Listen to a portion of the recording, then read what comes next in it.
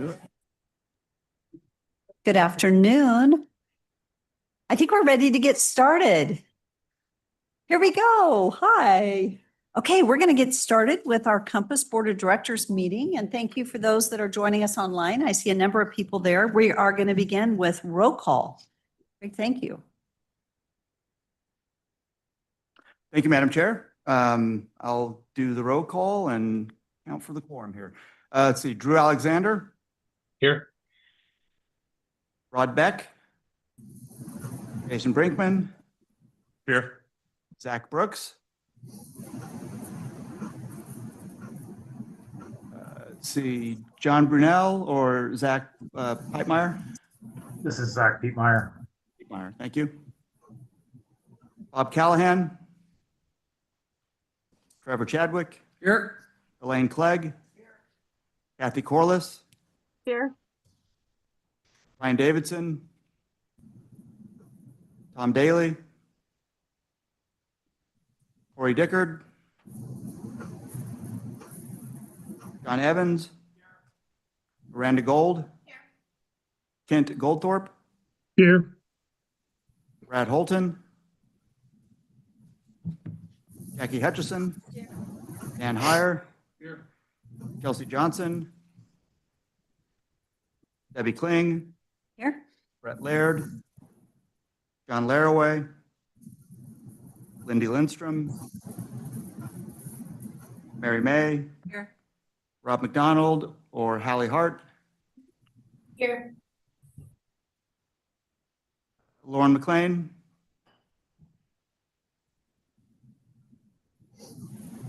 Gordon Morales. Here.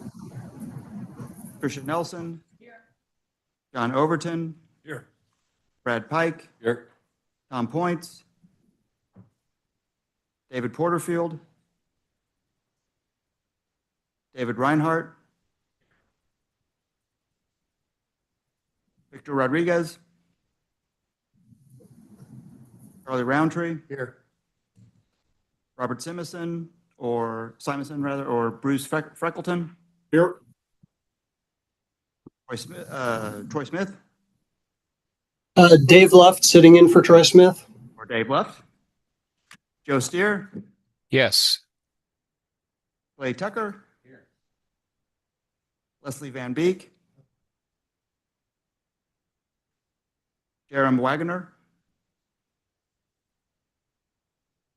Cody Lund. Amy Neal. Vicky Zog. Is this the only bird we got? Oh. Mayor, we've got you now. Thank you. Perfect. Thank you so much. And hi, this is Lauren McLean. I'm here too. I just jumped on. Sorry, I'm not in person. I've got something back to back. Thank you, Mayor. We have you too. Madam Chair, we have a quorum. Thank you. Is there anyone else that joined online that missed their name being called? Okay, here we go. So open discussion. Craig, I think you have something. Yes, thank you, Madam Chair. I just want to announce to the board, or actually remind, hopefully, the board that the Leadership in Motion nomination period is open.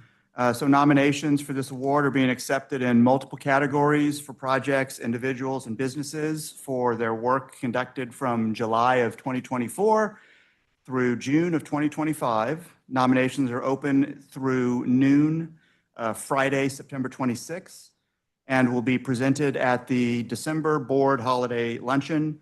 All the information is available on Compass's homepage, compassidaho.org. If you have any questions, please contact Amy Left or Josie Gallup. Thank you. Thank you. Are there any other things that announcements that we need to consider? Seeing none. Okay, consent agenda. I'll make a motion to approve the consent agenda. Thank you. It's been moved and seconded to approve the consent agenda. Is there any discussion? All in favor? Aye. Any opposed? Did you get it? Thank you. So special items, I enjoy these. This is great. It's Garden City today that is going to be providing an agency presentation. Mayor Evans, is that you? That is my surrogate, Jenna. I I needed somebody that knew what was going on in Garden City. Jenna Thornborough is our Development Services Director. She's been with me my entire term, so that's 20 years. So she's got a pretty good handle on things. She started in high school. That's correct. Well, thank you, everyone, and thank you, Mayor Evans, for the introduction. So Mayor Evans probably could do this presentation in his sleep as well, but he did ask me to come assist him today. And so I will speak to you a little bit about Garden City's transportation constraints and priorities. Transportation in context of Garden City. Garden City is a small municipality where we have just 4 square land miles of property within the jurisdiction and not a lot of area of impact. And we have about 13,000 population, give or take. However, there's about 7 miles of regional arterial roadways that run through the city, including State Street, Glenwood, Chinden, and VMP. And so on any given day, Garden City might see roughly 9 times its population as regional traffic moving through the city. It's also notable that Garden City is not eligible for any impact fee funding for any of its roadways. There's no roadways that are eligible. And those 3 state highways and VMP, while they're great for regional movement of traffic, they do create some local barriers to connectivity for those within the city. And on the east side of town, we're seeing quite a bit of redevelopment, but yet we don't have sidewalks. In some instances, we don't have drainage on those streets, and they're constrained by existing right-of-way because the adjacent land is already developed.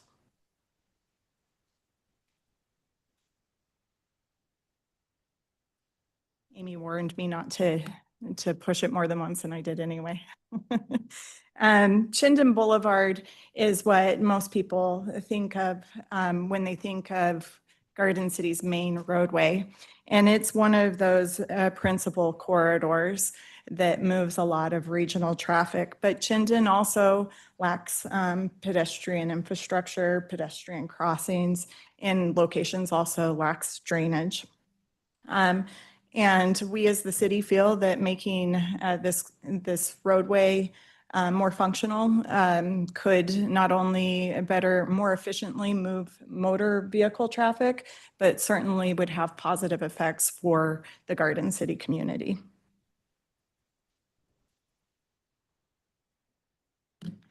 Safe access to arterial roads.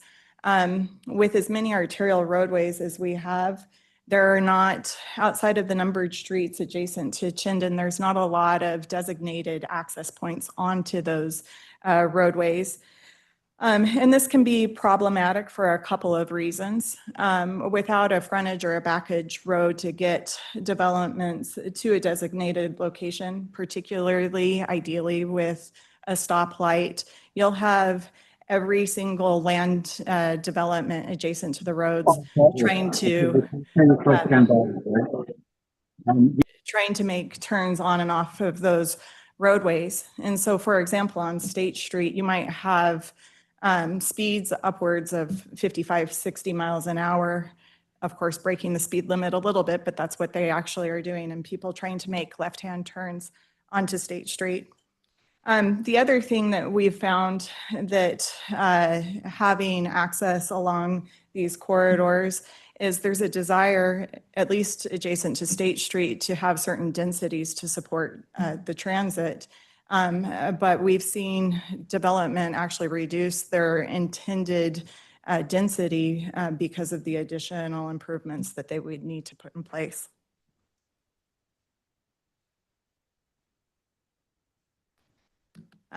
The Greenbelt is a gem regionally. We love the Greenbelt. We're very happy that we have, I don't know how many miles, about 5.5 miles of the green belt running through the city. And thank you, Mayor Evans, for that. See, I needed him here. So, but we also hear often that there's a desire from residents and businesses to have a low stress connected bicycle way throughout the city as well.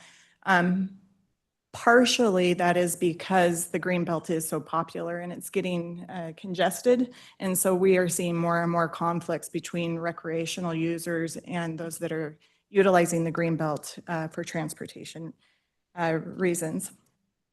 And certainly having low stress bicycle connections throughout the city would have ancillary effects for our partnering agencies of VRT and the city of Boise. Pedestrian crossings can be a little bit more tricky. We certainly need pedestrian crossings to bridge that divide that the arterials create within our community. They separate children from schools, patrons from businesses, sometimes residents from groceries. And while they're needed, because of that regional transportation movement and the number of cars that are going through the city is also aware of some of the negative effects adding those crossings may, where we might see some of those. Our police department in particular is concerned about adding crossings and then having inattentive drivers looking at their phone, not pay attention to those that are in the pedestrian crossings. Garden City certainly welcomes any and all input on how to marry those concerns to deal with both bridging the divide of the community while making sure that everything is safe. Complete streets, particularly with the type of redevelopment that Garden City is seeing on the east side of town. Dense mixed-use development, complete streets become more and more important for the city. And not only do many of the streets need sidewalks, but for a variety of reasons ranging from desirability to economic growth, the city also believes that street trees and undergrounding of utilities are all part of that complete street that's needed within Garden City. However, implementation is tough for a couple of reasons. Funding, the way that funding is structured, I think everybody in this room knows, can be challenging for just sidewalk projects or the other matters that need to be funded to make that complete street as Garden City desires. To existing drainage challenges, to existing right-of-way challenges. And so we are very open to continue to work with our partners to explore flexible design and creative standards to address those roadways within the city. In the eastern part of Garden City, there are very large block sizes, and so that can hamper walkability. But the other thing that it hampers is secondary fire access. And so with certain densities, you need to have secondary fire access. What we've seen to date is the development actually build out the green belt, but it would be great to see some of those roadways connect all the way through. And we thank our partner agencies for some of the work that's going on right now. We're working with ACHD currently, or ACHD has projects set up to look at Adams Street and Marigold Street. Both of those are streets that we receive quite a few complaints from residents. They're collector roadways. And then we also are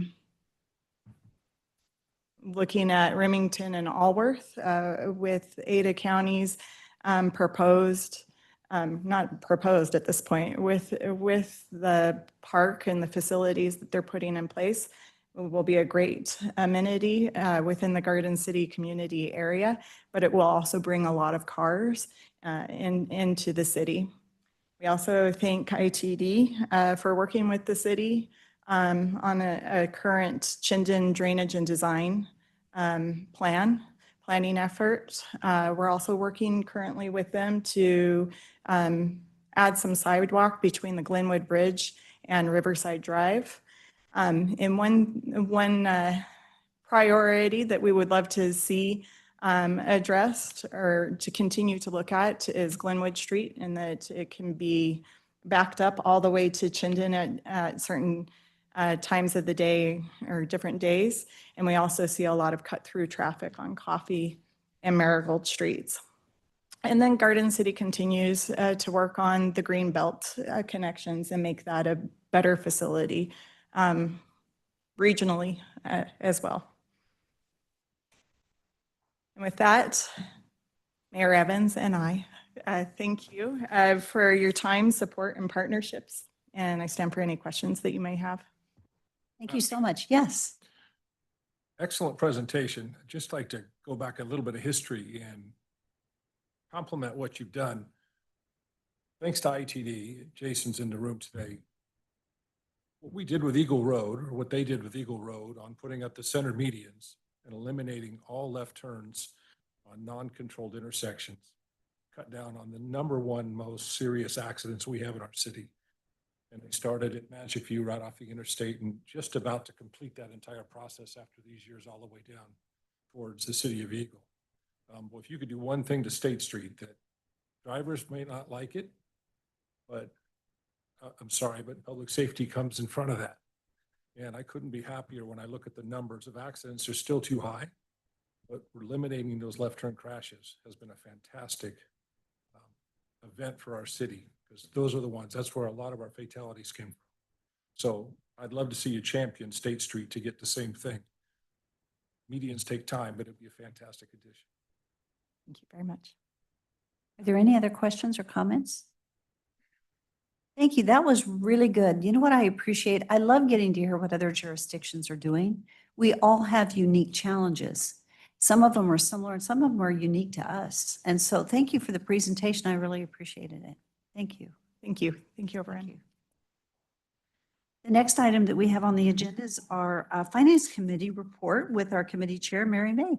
Okay, Madam Chair, this is the Compass Finance Committee summary for meeting dates of July 10th, 2025 and August 14th, 2025. The committee reviewed the reports of disbursements made from June 6th, 2025 to August 5th, 2025. Recommended approval of the updated draft of the FY 2026 Unified Planning Work Program and Budget as presented. Also recommended approval of revision 3 of the FY 2025 UPWP as presented, and also approved the variance report for the period of October 1st, 2024, all the way to June 30th, 2025. And Madam Chair, if I could just say a special thank you to Meg. She does an outstanding job coordinating all this information and keeping track of everything and bringing it to us each meeting. So it's certainly appreciated. That's all I have. Thank you. Are there any questions at this time? And before we move on to the action items, just a quick note that we have made note of a couple of people that have joined the meeting. If you want to call those, who do we have? Yeah, thank you, Madam Chair. So I think we've been joined in the room by Commissioner Tom Daly, is that right? And then online, Commissioner Ryan Davidson. If there's anyone else who's joined online and wasn't here for the roll call, please speak up now. And Brad Well, we had already know. Okay, thank you. Thank you. I think we've got everybody. Okay, so the next section on the agenda are our action items, and the first action item 5A is to adopt a resolution 13-2025 approving the revision 3 of the FY 25 Unified Planning Work Program and the budget. Meg, thank you. Thank you, Madam Chair. I am Meg Sonnen. I'm Director of Operations here at Compass. This is an action item for you today. We are asking you to approve revision 3 of the FY 25 UPWP. This item was recommended for approval by the Finance Committee at its August 14th meeting, as Councilmember May mentioned. The item begins on page 72 in your packet. The complete FY 2025 UPWP document is included. I'm happy to answer questions on any part of it, but I'm going to focus my comments just on the summary of changes, which is found on page 75. First up is the increase to federal funding by a total of $380,000, including local match. Congress has instructed the Federal Highway Administration, FHWA, to make a one-time distribution of unused Transportation Infrastructure Finance and Innovation Program funds, or TIFIA program, to move those funds over to the states and transportation management areas following the eligibility and sub-allocation requirements for surface transportation block grant funds. The overall redistribution amount of the TIFIA funds for the region is greater than what's shown here. This is just the portion included in Compass's UPWP. This is a one-time increase. The funding category is not expected to continue in future fiscal years. Next up, with this additional federal funding, we are able to increase funding for the project development program by about $100,000 and create the opportunity to fund additional projects for our member agencies. We are removing $150,000 in direct expenses for data purchases. This project was canceled by Compass as we were able to secure this data through other sources, and we have removed the corresponding federal funding for this project as well. Next up, we're adding just $3,000 in direct expenses for government affairs consultant support. Together with the balance of funds that was already budgeted, this will allow us to proceed with bringing in government affairs consultant support before the end of the fiscal year, if possible.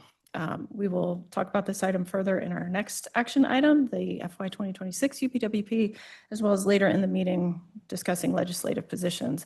It is the Compass's plan to do a procurement process, an RFP, request for proposal, to secure outside consultant support for government affairs.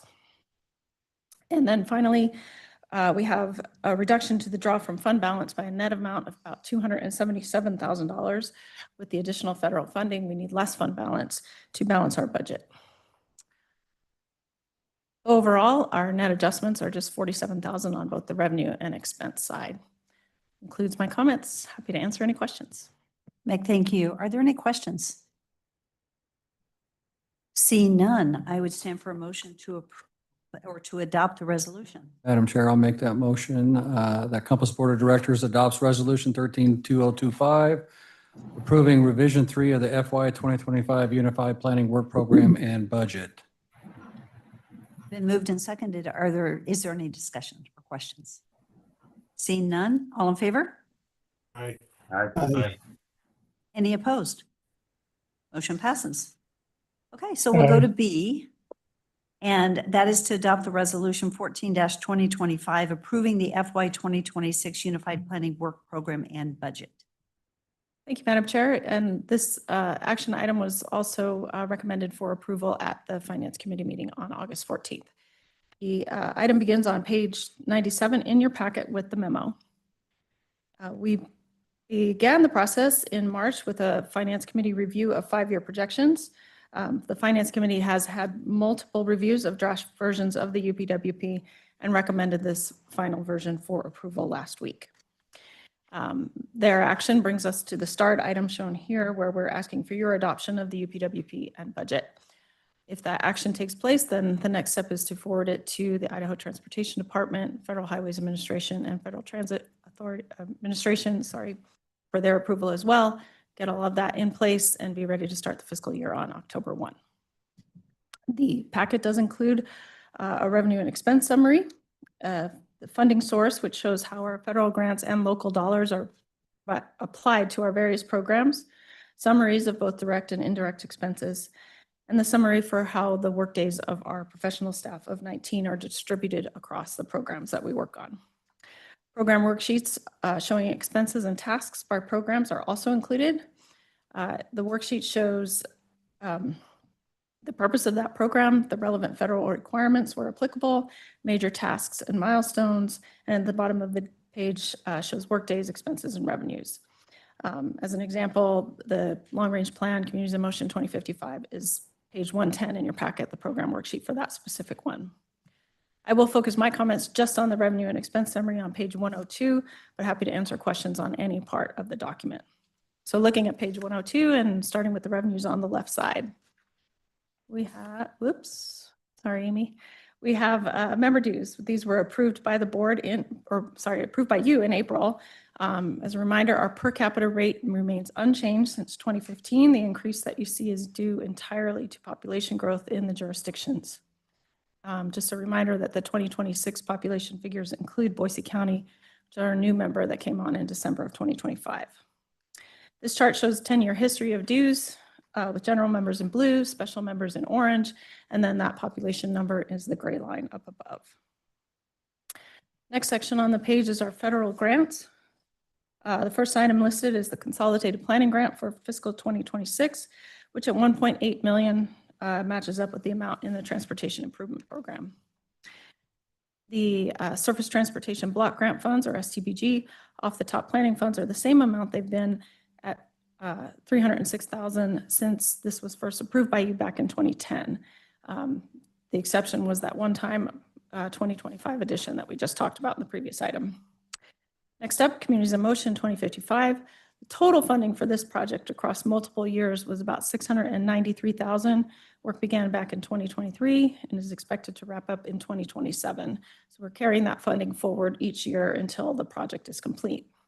In a similar way, the Pell project, the next item on the list there, for the high capacity transit Pell, total funding $1.1 million, and we expect that to wrap up in December of 2025. Waterway Pathway Plan, similarly, total funding of $120,000, wrapping up in 2026, and just one under contract. The Safe Pedestrian Intersection Prioritization for Enhanced Road Safety, or SPEARS, is a project, direct funding from the Federal Highway Administration, was awarded in 2025, but we had some delay with the change in administration, so we're carrying that over to 2026. In total, about $3.2 million in federal grant funding. A little bit of other revenues. We have $125,000 in participant contributions for the orthography flight. This is a multi-year agreement for flights every year at a fixed annual price. 2026 will be the 5th of 6 flights under that contract, and about $60,000 in interest income, pretty consistent with our current year. Last section on the revenue side is our draws from fund balance. The Communities in Motion Implementation Grant Program is funded at $100,000, comes from local funding, and those grants are awarded by you at the later today. The match requirement on several of our federally funded projects that I've already mentioned, the expense amortization for our Tritus software, which is paid in advance and amortized over 3 years. And then finally, that last line there is the amount needed to balance the budget. We're very mindful of this draw amount and are working to continue to bring it down. Overall, our federal grants make up about 62% of our funding. That percentage is typically in the 60 range. It is down a bit from the prior year total of 68% of our total funding. It can vary quite a bit from year to year depending on what projects that we have. Moving on to expenses on the right side of the page. The first section is our salaries and benefit expense. The salary budget shown there includes funding for 19 full-time staff. We currently have 17 staff on board and 2 open positions. We have included a 2% cost of living adjustment in our budget. And we've included a 3% merit pool to allow for recognition of performance. So the cost of living adjustment is made across the board, and then the merit pool is based on performance, and those decisions are made by the executive director, except of course for the executive director, which is made by you. 7 of our 19 positions, or about 37%, are currently at Rule of 90 or will be within the next 5 years. So we believe it is important to retain our well-performing staff and continue to develop them so they're well prepared to step into those senior roles. A competitive compensation package is an important part of that, and one of the tools that we've used for employee retention. So we appreciate your support of that strategy over the past couple of years. On the benefit side, we anticipate a 4.8% increase for medical, vision, and dental benefits in calendar year 2026. we're allowing for a 3% increase in some of our other benefits, such as disability and workers' comp. Percy had an increase that was to be implemented, effective July 1st, 2025, but they did delay that implementation. So no need to cover that element. Overall net increase year over year in the personnel budget is 2.6%, as shown in that far right column in green compared to the prior years. Indirect costs are next on the page. This includes our overhead items like audit fees, building insurance, IT services, and so forth. Our budgeted total is $316,500. Additional line item details in your packet. We're holding to about 2% growth in this category. And then finally, we have our direct expenses. As I mentioned, these can vary quite a bit from year to year depending on what our projects are. Additional detail on those is found on page 104. For a couple of these categories, including the Long Range Plan, Communities in Motion 2055, the High Capacity Transit Pell Study, and Safe Streets and Roads for All implementation projects, there is directly corresponding federal funding. We have included $100,000 in total for government affairs contracted support, as I mentioned earlier, and we will be conducting an RFP process for that consultant support. Other direct costs are pretty consistent and stable with the prior year. That is all of my comments. I'm happy to answer any questions. Thank you again. Are there any questions for Meg? Yes, Tricia. Thank you, Madam Chair. Hey, Meg, in the consent agenda, we approved the charters for all the work groups. And I was wondering, maybe even next year, I'd like to see more of a tie between the UPWP and the work group. Sometimes it's in the narrative, but that's a lot of work groups. I checked with ACHD staff because I know when I worked in a small office, that's a lot of meetings. But if it could somehow either under lead staff or work group, what work group supports that UPWP task, that would be helpful. Maybe you already do it. I don't know. It's just a lot of work groups I realize that we have going on. So just a comment. Thanks. Thank you. Thank you. Any other comments or questions? Seeing none, I would stand for a motion. Yes, sorry. Just a quick question or comment, actually. Having been on this board for any number of years and wondering if some of the people who haven't been really understand the fund balance, where that came from, why we've been spending it down and what the future is, and also then tying it to future in terms of salary growth and other things and the sustainability of all of that. So not asking for that now, but just your presentation, by the way, was really, I thought, very well done so that it brought those things to the forefront, and just maybe at some point during the year, a discussion about that. So as we build next year's UPWP, maybe there's a broader understanding outside the finance committee of how that all ties together. Does that make some sense? It's a great follow-up to what Tricia just shared, which is the point being is that we constantly need the education side because we're all busy in our individual lives, and to come in. So that's, yeah, really good presentation, but thank you for sharing those comments. Any other comments? Okay, is there a motion? Madam Chair, I'll make a motion that we adopt Resolution 14, 2025, approving the FY 2026 UPWP. It's been moved and seconded. Is there any further discussion? All in favor? Aye. Aye. Any opposed? Motion passes. Thank you. Okay, C on the agenda, this is to approve the FY 2026 Communities in Motion Implementation Grants and Project Development Program projects. Good afternoon, Matt. Thank you, Madam Chair. Good afternoon. Madam Chair, members of the board, my name is Matt Carlson, Principal Planner here at Compass. Today, I will be presenting the FY 2026 Communities in Motion Implementation Grants and Project Development Program Grants rankings. This item is seeking your approval for an action item and begins on page 123 of your packet. We will go over the ranking process, the final rankings, and the next steps moving forward. The Compass Resource Development Program identifies member needs driven by the long-range plan, Communities in Motion, through the application process. And those member needs are then brought into the Resource Development Plan, which then funnels those needs to the appropriate funding sources. And for today, the Communities in Motion Implementation Grant Program and Project Development Program. Compass solicits applications in the fall with a second round of applications in the spring. The Regional Transportation Advisory Committee did a paired comparison ranking process from June 4th through June 18th. And now the project rankings are ready for approval by you. The ranking criteria are structured around the regional vision and goals described in the long-range plan, Communities in Motion. These criteria provide an objective evaluation of projects that can help foster conversations and facilitate comparisons between those projects. And to reiterate, these projects followed the paired comparison process. We received 10 applications from 6 member agencies for Communities in Motion implementation grants.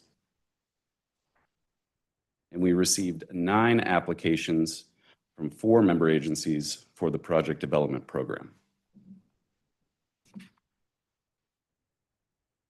Before you are the preliminary rankings for the Communities in Motion implementation grants. After the paired comparison process was completed, with the number of times the project was selected as that total score in the right-hand column. The green line marks the current funding cutoff, as we currently have funding to fund the top 2 projects. However, in the previous agenda item that Meg presented, Compass has submitted for additional planning funds through the end-of-year distribution program, and there's a chance that more funding becomes available, which is why we rank these projects down the entire list. If those funds do become available, then we could use those funds to fund the next eligible projects on this list, which are highlighted in blue, which are City of Boise's Alpine and Latah Safety Plan and City of Nampa's Airport Specific Area Plan. As these projects are planning projects, they are eligible for the Project Development Program funding, and if they are awarded, they would function as Project Development Program projects. The Regional Transportation Advisory Committee emphasized that we fund the higher ranked projects with the additional planning funds if it does become available as we expect. These are the preliminary, actually, these are the final rankings for the project development program after the paired comparison process. Again, with the number of times the project was selected as the score on the right-hand side. The green line marks the funding cutoff as we currently have funding to fund the top 3 projects on this list. We reviewed the final rankings, and now you, the board, have the ability to adjust those rankings if you choose to do so. Following your approval today, Compass staff will begin negotiating agreements with the awarded members beginning next month in September, and the first call for projects will open again in September as well, and we encourage you to apply. Are there any questions? Thank you very much. Are there any questions? I have a question, Madam Chair. Yes. Can you go back to that first one where you had Boise and Nampa highlighted? So if we're going in order, oh no, down. Sorry, Mayor. Oh, There we go. oh, this is the one I really want to talk about. No, I'm kidding. If number 7, so you're saying number 3 and number 7 would be the next available ones then that are ranked on there? Madam Chair, Mayor Chadwick, that's correct. Okay. Based on the procedure and eligibility of the programs. I have asterisks, the next. So Alpine and Latah, City of Boise ranks number 3 based on the number of points it received. The funding would then skip over numbers 4, 5, and 6 because 4 and 5 are funded under the project development program. Okay. So they cannot receive funding under 2 different grant programs for the same project. And number 6 is a infrastructure project. It is not a planning project. So that's why it is ineligible. Thank you.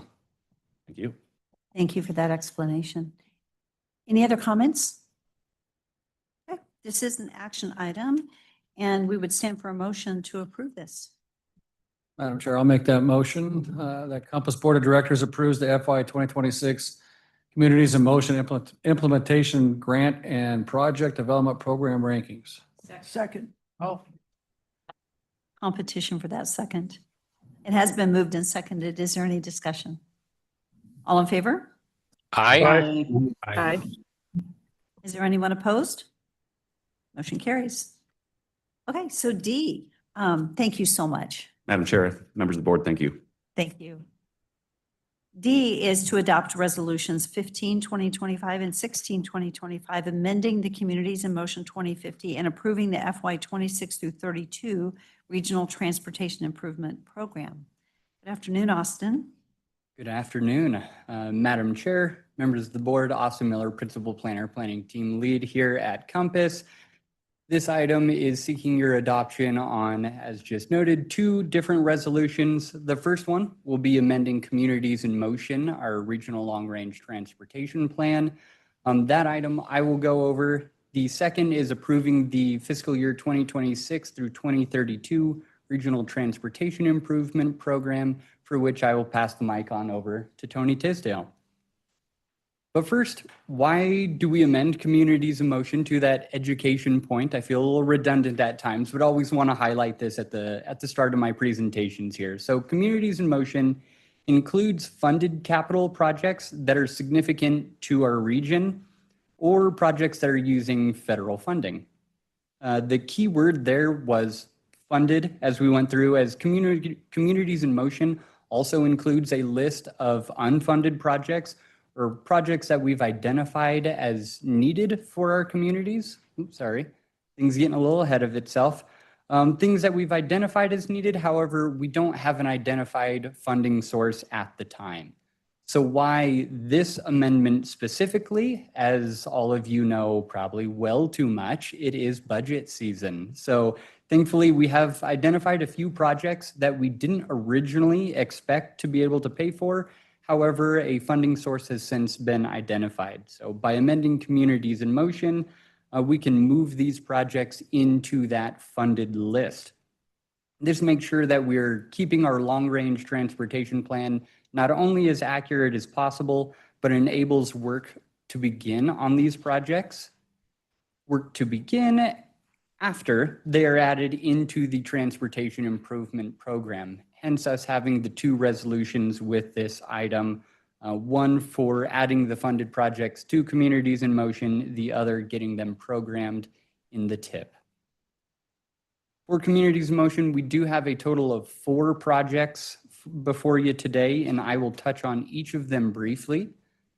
The first is a portion of Ustick Road. This is from Franklin to 11th in the city of Nampa.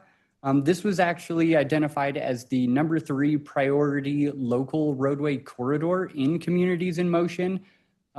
Certainly this project is not funding the entirety of the corridor, but you all have seen me up here a few times already with amendments as we've identified funding for mile segments at a time. So we've been proceeding forward on this one over the course of the last couple of years.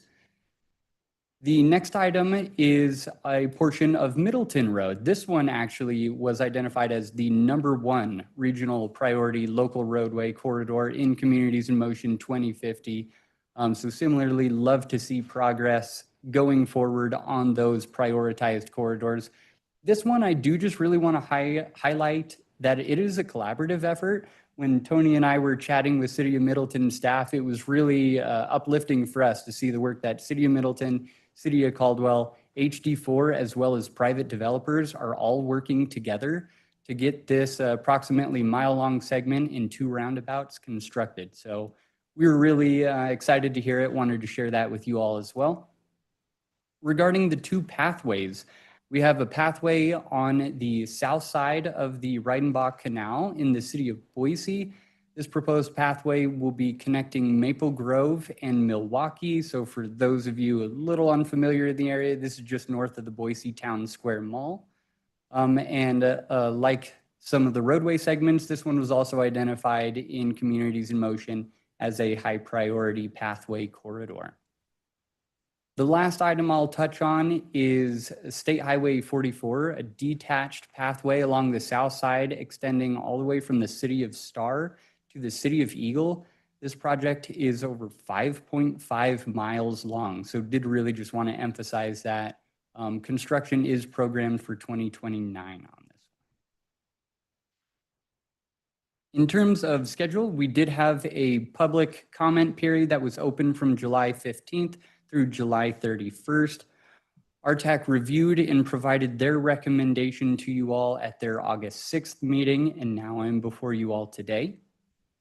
During that public comment period, we did receive a total of 19 comments specifically regarding this amendment.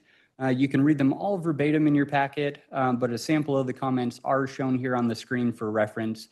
Staff ultimately is not proposing any changes on the project based on the comments that we had received. And with that, I will pass on over to Tony, and I will come back up for any potential questions at the end. Thank you. Thank you.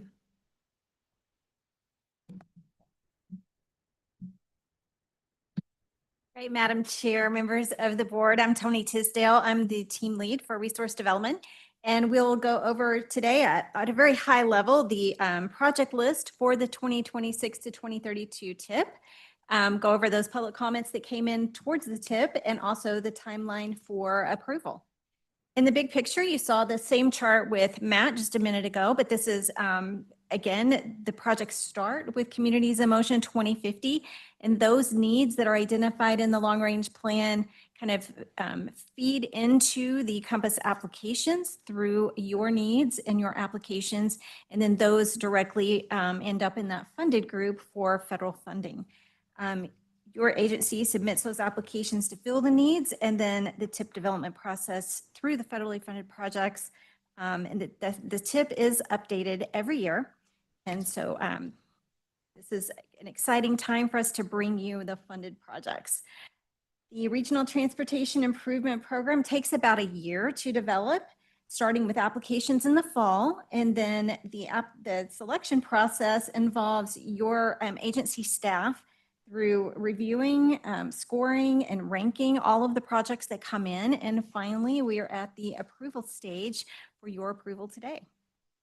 The draft project list is provided in the board supplemental, and the major changes list starts on page 134 in your packet.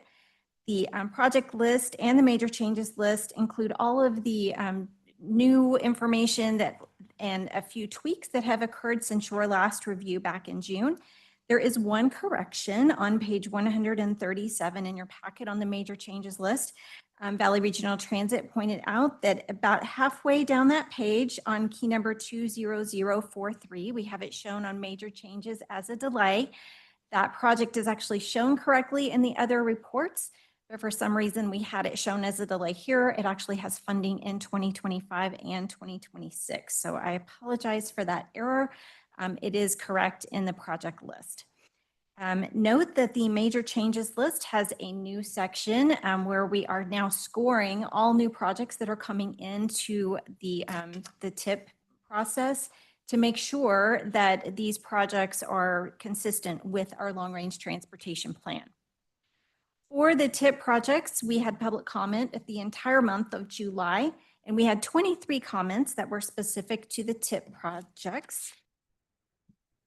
There are no substantial changes on these projects either through public comment. We do appreciate the time that our public takes to write to you so that you know what's on their minds.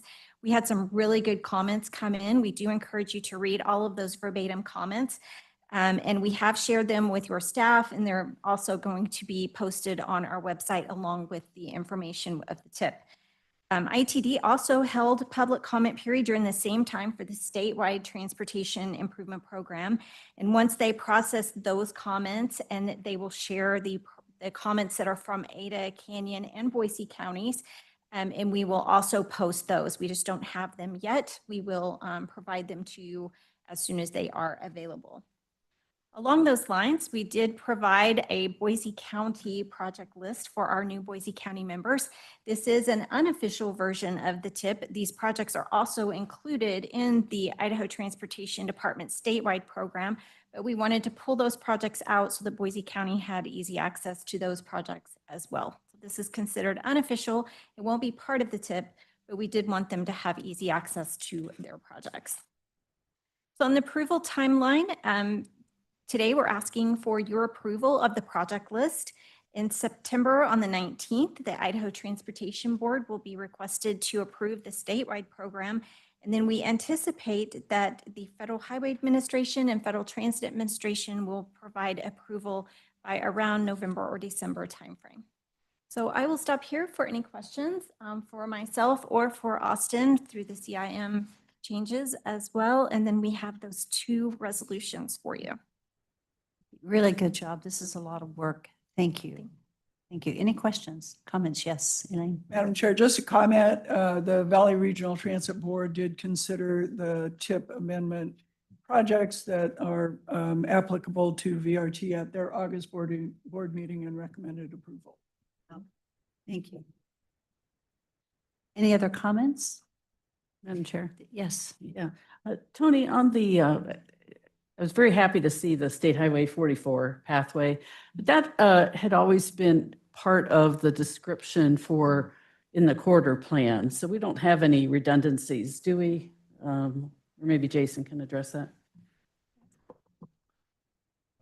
Mr. Chairman, member, yes, the pathway was part of the corridor plan all along. This one is recently split from the widening project in Star so that we can accelerate the widening project in town and not have it delayed by the acquisition for the pathway between Star and Eagle. So both will move forward as soon as they possibly can. This just gives us more flexibility. I have to say, I appreciate seeing the Boise County needs in there. It helps you realize what the needs are. Because many of us, I just pass through, right? But once you understand the needs, we get to see those needs. So thank you for including that. It's nice to have them part of it. Okay, and thank you, the motion's up. And so this is one motion for both, correct? Either way you want to do it. Okay, Yes. thank you. Is there a motion? I'll make a motion. That the Compass Board of Directors adopts Resolution 152025, amending Communities in Motion 2050, and Resolution 162025, approving the FY 2026-2032 TIP. Is that everything? Okay. Was there a second? Oh, Elaine, I'm sorry. Okay. Thank you, Charlie. Thank you. So there has been a motion and a second. Is there any discussion? All in favor? Aye. Aye. Any opposed? Thank you. Motion carries. Thank you very much.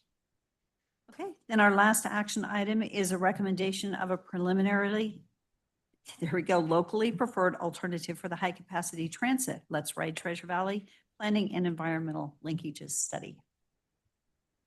Thank you, Madam Chair, members of the board. Again, Austin Miller, Principal Planner, Planning Team Lead here at Compass.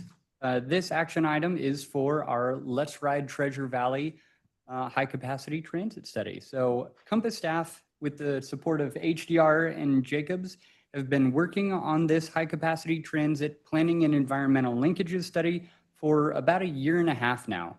So through the efforts of you all and your staff, through their participation in either our technical advisory working group, RTAC, or for some of them both, we really appreciate that.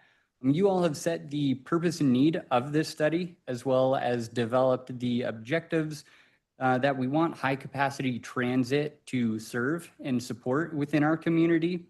You've seen the updates from the first 2 rounds of stakeholder and public outreach and seen how those have shaped the study up to this point.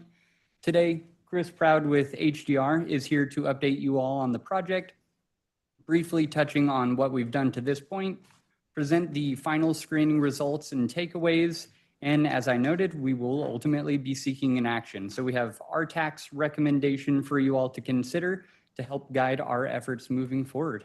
And with that, Chris, I will pass it to you.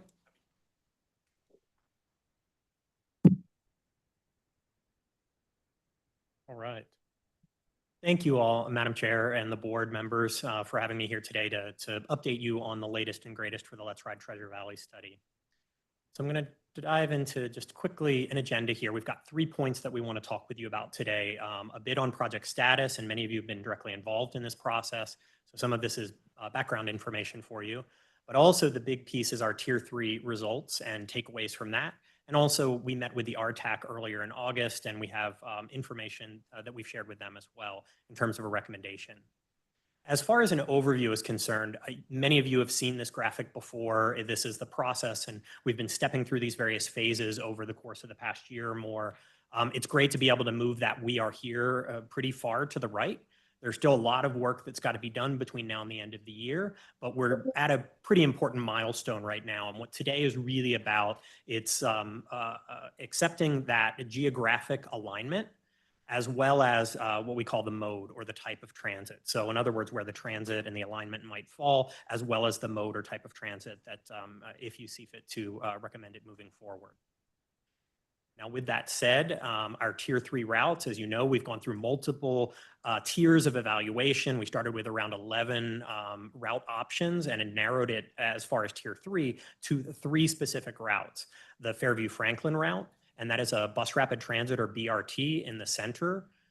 Also the Boise Cutoff route, which is a commuter rail, and that would be along the Boise Cutoff and also the Union Pacific. And then the final option was the I-84-184, which was also a BRT, but running in lanes on the outside of the freeway itself. Now, one thing we did want to just remind you of and take the opportunity here is kind of where we're at in the overall process of getting something like this up and running, should you see to advance it forward. You can see in this graphic, we've done actually, a lot of work to get to where we are today, but we are still in the planning and evaluation stage of just the overall development of any kind of a high capacity transit corridor.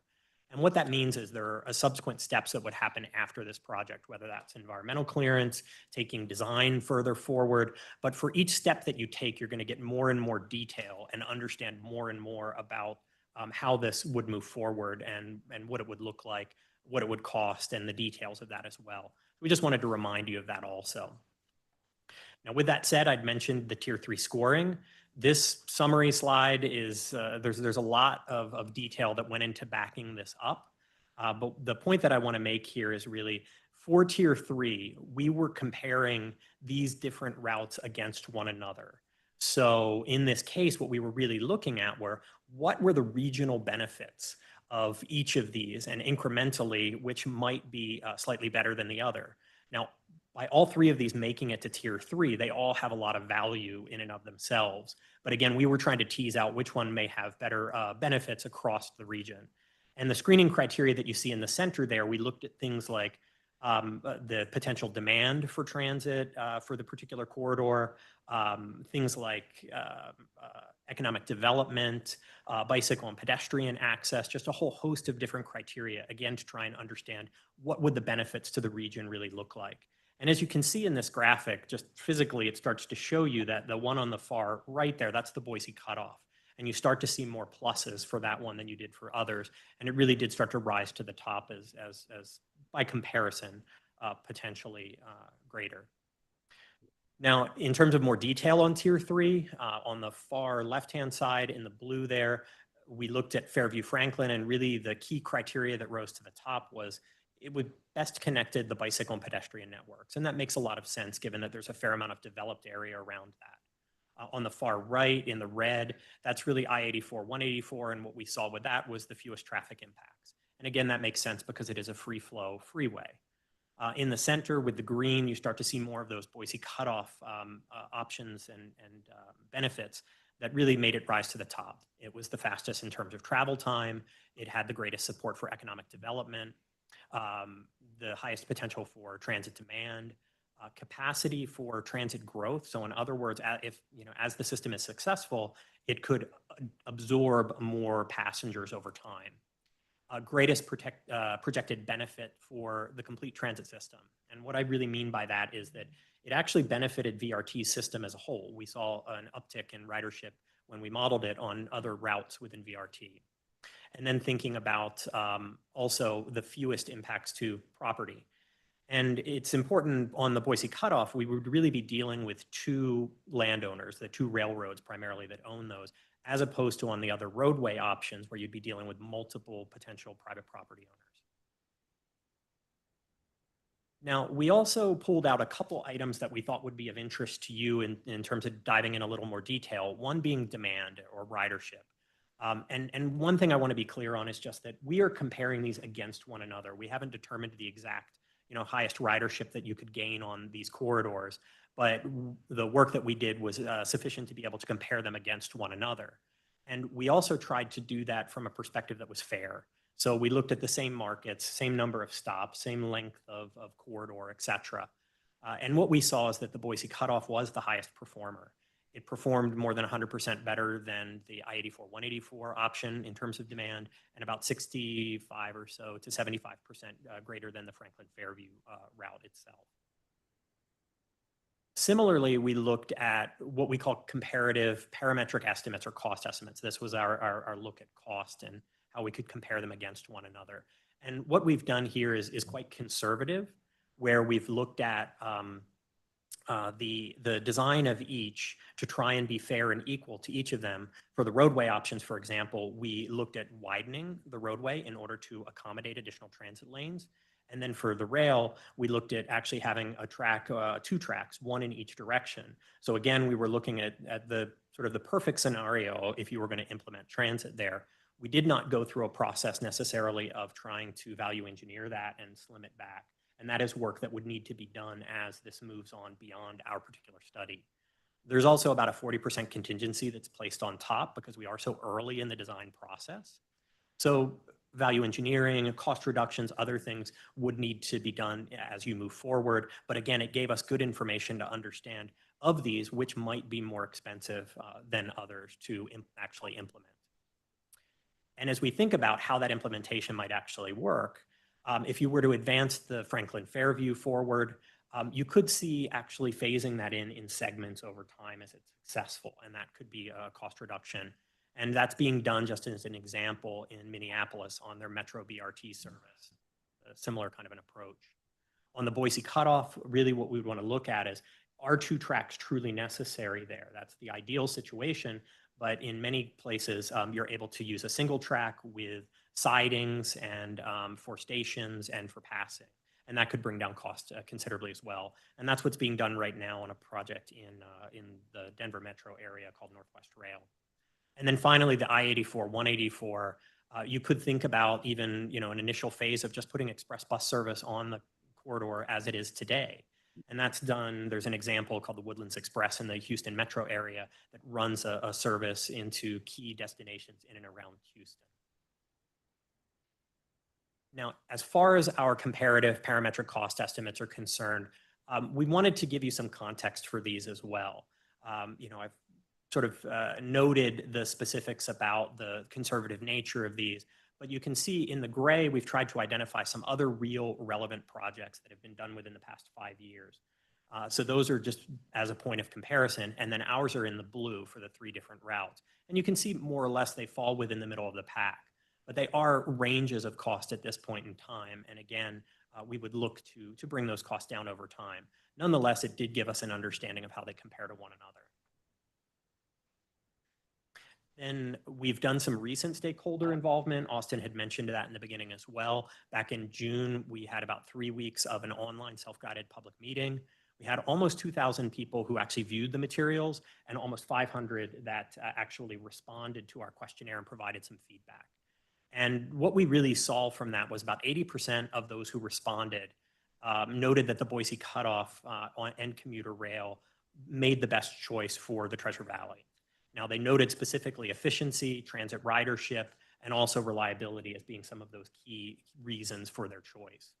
Now, about 92% thought that the stops and the stations where we had those located made sense just from a perspective of where people go to and from. And then finally, we also want to understand the challenges and what people think about that. So we asked, and pretty evenly, they said property acquisition, raising taxes to pay for something like this, as well as just the potential traffic impacts that they could potentially foresee. So those were a few things we wanted to note as well. And then finally, earlier in August, I believe it was the 6th, we met with the RTAC, gave this exact same presentation and got their feedback. And the point today, what we're looking for is not total acceptance of the entire project, but acceptance of the Boise cutoff as the geographic alignment or corridor that we would follow, and commuter rail as that mode. So that's really what we're looking for today. So with that, I turn it back to the chair for any questions, and Austin's here as well. I have a couple colleagues that are on virtually that could support also. Thank you very much. Great presentation. Are there any questions? Madam Chair, point of order. Yes.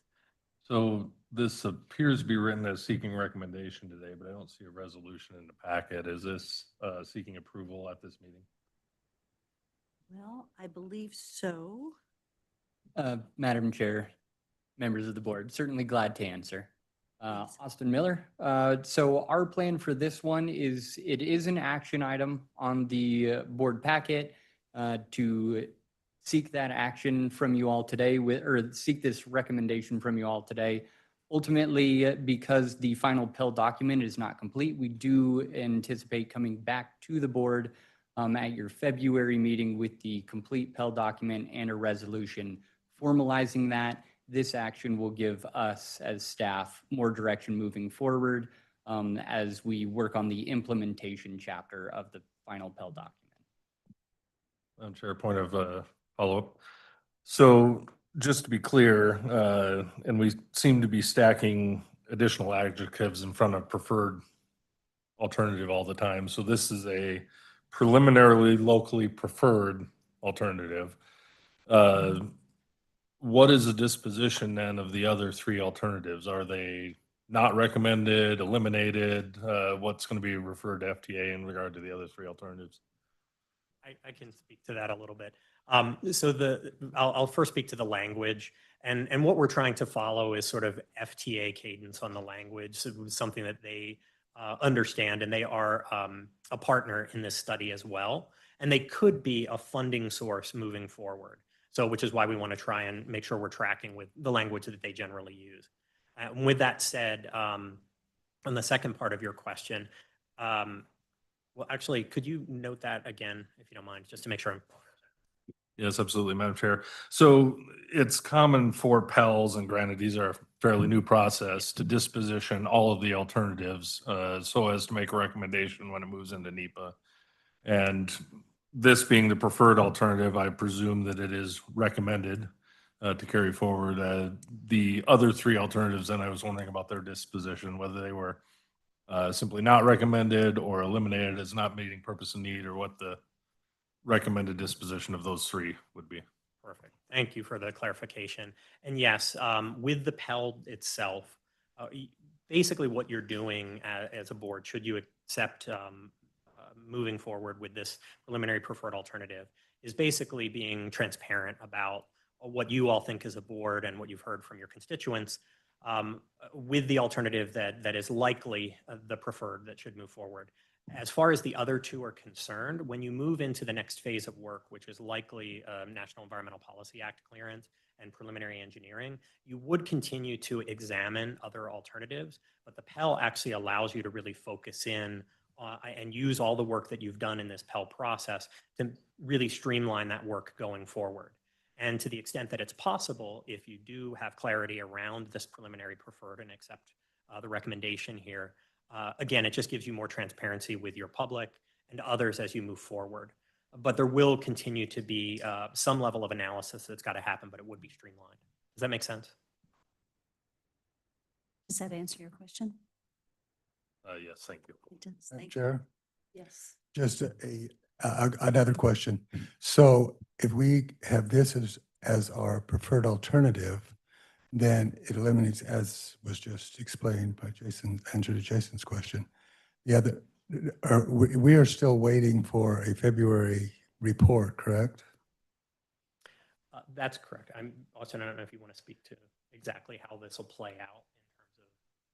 Yes, so we are, per the contract and the timeline that we have, the report will be drafted between now and December with the direction that we received from the board, as it will likely come in after time to make it into the December board packet. Yes, we do intend to bring the final document as well as a resolution accepting it to you all in your February board meeting. So, Madam Chair, so a follow-up question.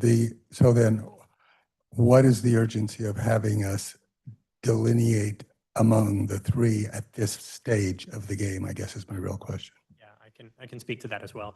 There's a couple things that we're actually developing as part of the Pell document and what you'll get later in the year as well.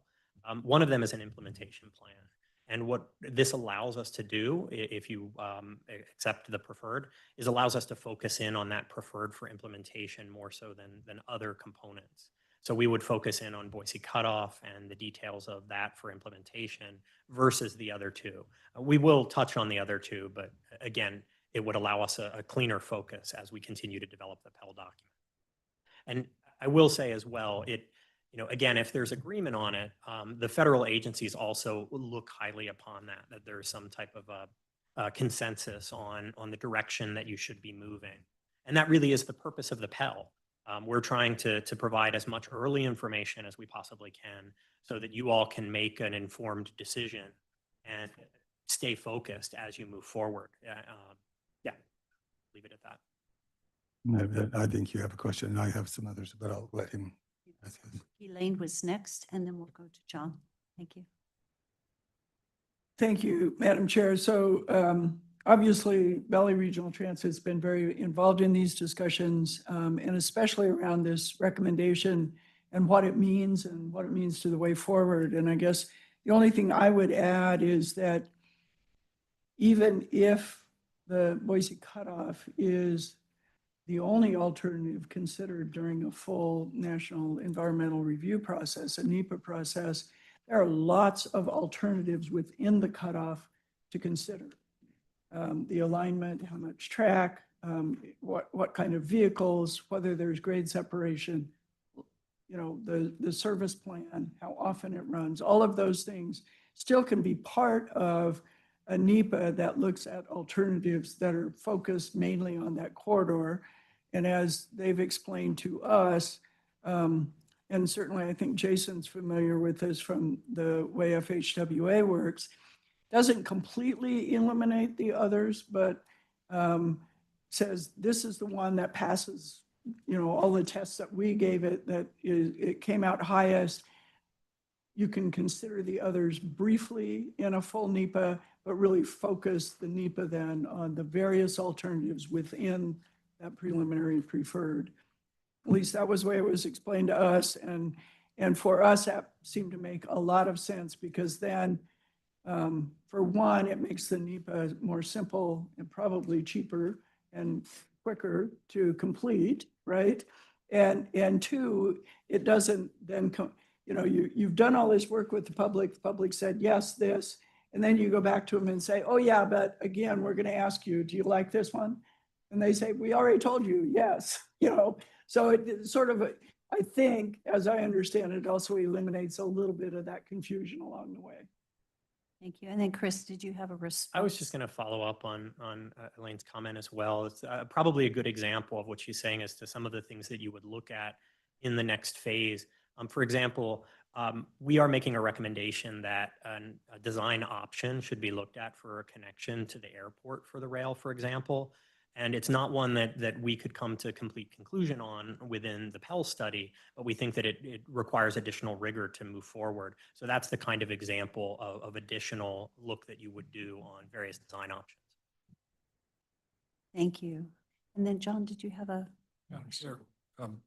It's not lost on me how big a decision this is. I mean, this goes right through our community. So from a Meridian perspective, it answers a lot of our questions, but in traveling, I can't help but always want to try everybody else's system and see what works and doesn't. And the one that gets stuck in my head all the time for something that works now that was hard when they started is in San Diego. And they did a trolley system, and a lot of that aligned with Amtrak.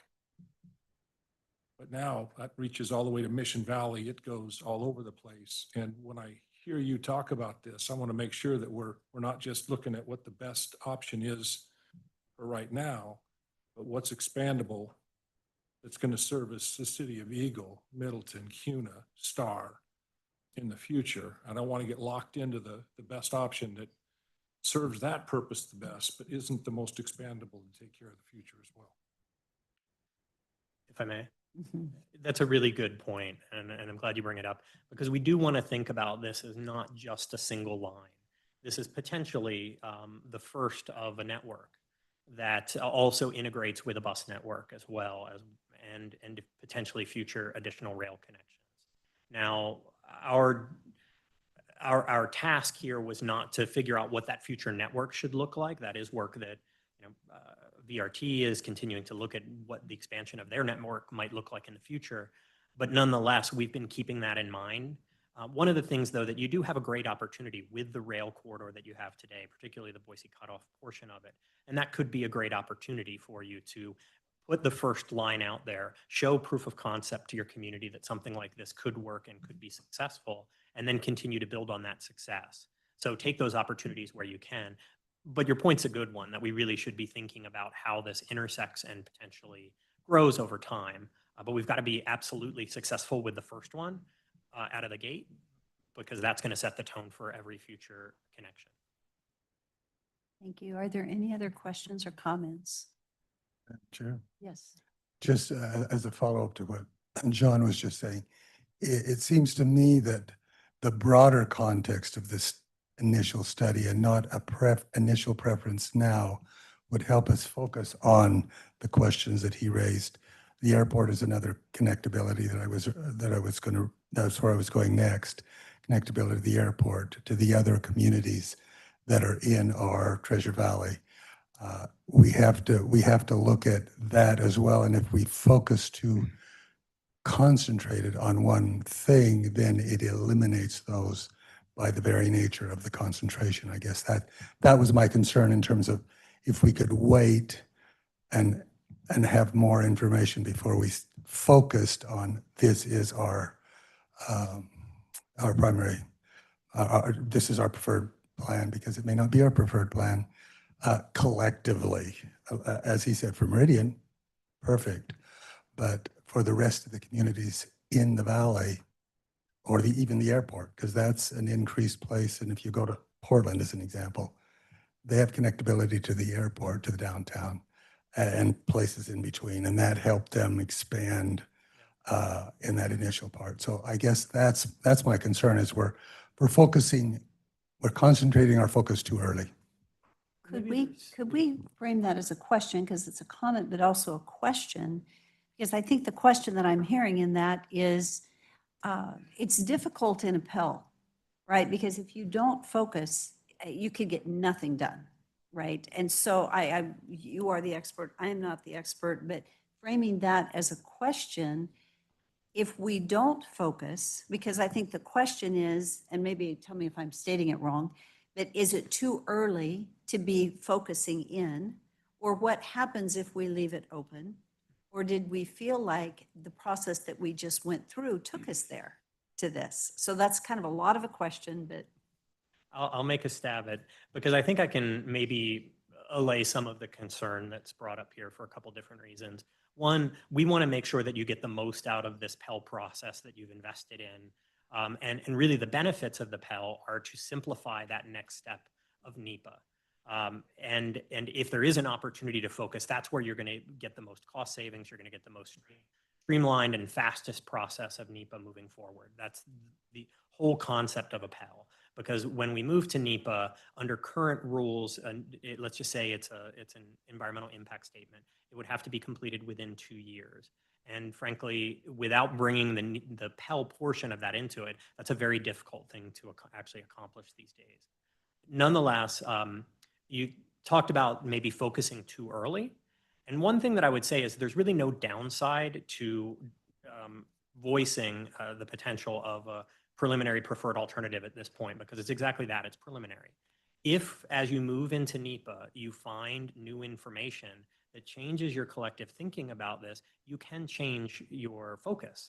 But at this point, it allows you again to focus in more on implementation of the rail corridor, if that is the chosen alternative to move forward.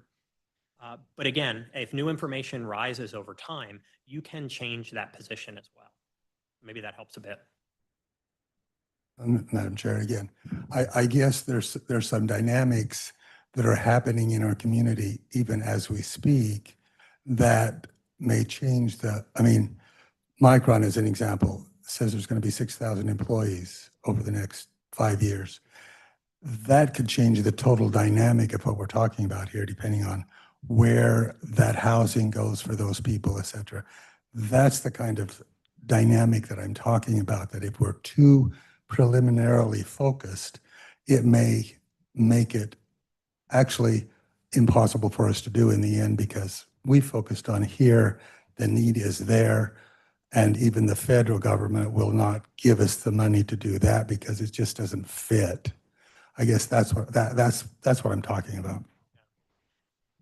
And specific to, I mean, because you mentioned Micron, I can bring that one up as well, because both the airport and Micron were examined through the Pell study.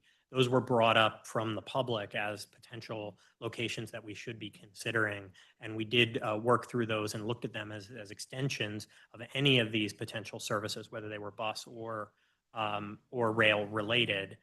And when it comes to Micron, it's a little bit different than the airport. The airport, could potentially generate all-day ridership. And in terms of making that connection from the rail, it's potentially there are a variety of options there. While the rail does go as far south as Micron, it's not quite as convenient or direct over on the other side of the roadways. But nonetheless, in this study, we made a recommendation that, or we're making a recommendation that the airport connection be examined as an alternative in the next step, so in the NEPA. Micron definitely has need and demand for transit, but I think it does need to be more of a focused type of transit that serves their shifts and their needs more so than possibly a rail connection. So while we examined it and we think that it should move forward and there should be transit associated with it, it's not likely necessarily a connection of the high capacity transit. Now, the high capacity transit has some benefits of, potentially connecting further south towards Mountain Home and locations such as that, to the military installations in that area in the future. Also, and just thinking about what the overall regional benefits are here, even if the rail doesn't necessarily pass through your particular community, what we're trying to do is create just a more resilient transportation network for the region as a whole. And this being one piece of that. So the roadway network is critical to that. The transit, the bus network is critical to that. And possibly this, rail connection could be critical to that as well. So it sort of starts to give people different options and is more resilient or redundant should there be an accident on the freeway. People have other choices of what they can make. So this all comes together and we want to think about it as a network. I don't know if that helps any more or not to answer your question. Madam Chair, I just think it's too early to make this as a preliminary preferred option. I think it's too early for that. That's my personal opinion. Thank you. So I have a question. What would be the outcome if we said, and this is an action item, but if it were determined that it was too early, what does that mean? I believe I have online a connection with our environmental lead, Laura Meyer from Jacobs. Laura, not to put you on the spot here, my apologies, but I think this is something from a Pell perspective that you might be able to speak more directly to. Is this something that you, and we can repeat the question for you as necessary. Yeah, if you could repeat the question, happy to weigh in. So as I understand it, the question on the table is if we don't identify a preliminary preferred at this point in time, what does that mean for the Pell and the value of the Pell moving into the next phase? Is that fair? Okay. Yeah, so if you don't do that and you're basically putting forth all three of the options, then all three of those options would then be carried forward into NEPA, and they would have to be developed equally as far as conceptual and preliminary engineering so that they could be compared apples to apples. So from the NEPA perspective, it's just more effort and expense to take three alternatives forward rather than focusing on one. Could you give us an idea of what that looks like? For example, moving three forward, the cost to that, then if you just moved one forward versus three? It's tough to say, but with a 30-mile corridor at this point in time, your NEPA cost, clearly it's sort of tripling that level of cost that you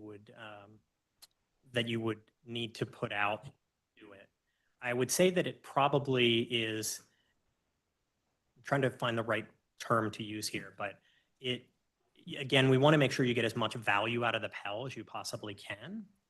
And if focusing in on this and as you get more information, as you move into the Pell, that you can actually advance that rail corridor forward, then that is the one you're going to get the most bang for the buck for, because you can focus in on that and not spend your time and energy continuing to look at other alternatives that would be more challenging.